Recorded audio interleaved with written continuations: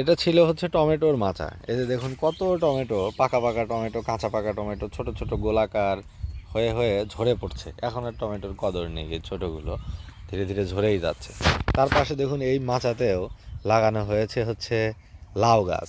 লাউ কিন্তু এখানে শাক হিসেবে এটা বিক্রি করা যাবে, এবং লাউ এখান থেকে সবজি হিসেবে পাওয়া যাবে। দেখুন আপনাদের দেখাই, এই যে দেখুন লুকিয়ে আছে একটা লাউ, কি সুন্দর জ্বালা লাউ হয়েছে। এই যে এই পাশে একটি বেবি লাউ, এটা ধীরে ধীরে বড় হবে।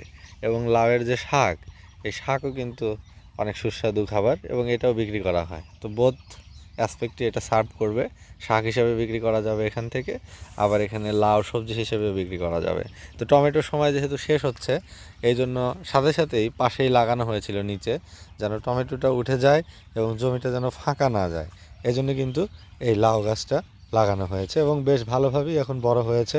এবং এই যে ছোট্ট যে মাচা রয়েছে, বাঁশের মাচা দেখতে পাচ্ছেন, এই যে নিচ দিয়ে টমেটো গাছ, আর উপরে কিন্তু এটা মোটামুটি ছেয়ে গেছে এখন, অর্থাৎ বড় হয়েছে এবং দু একটি লাউ ধরা শুরু করেছে।